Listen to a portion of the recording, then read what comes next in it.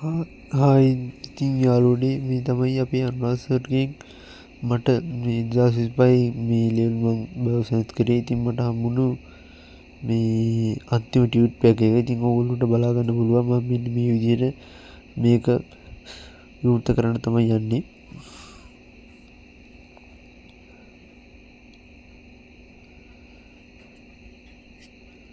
ඒගොල්ලන්ට පේනවා ඇති.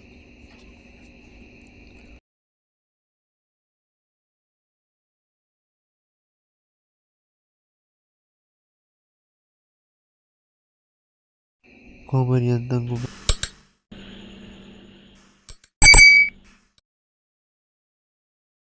මේක තමයි පළවෙනියටම හම්බෙච්ච පත.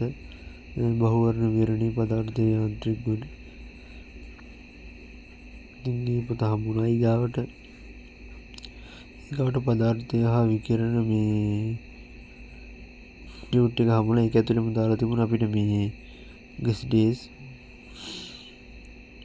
මේවත් ඉතින් අපිට ගොඩක් විභාගයට උපකාරී වුණා මේ අනුවංශික ටියුට් එක 2025.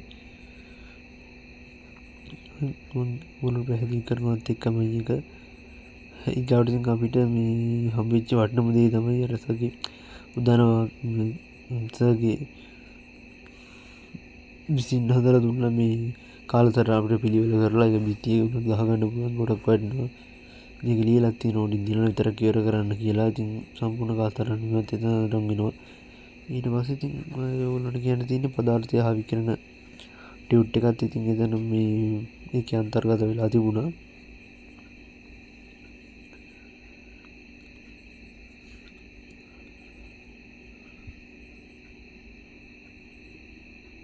දිනන විතර කිවර වෙන ඊට පස්සේ gas day ටික තියෙනවා. ඊගාවට බහුවර්ණ විවරණ පොත් දෙකක් හම්බුණා ඒත් එක්කම අපිට.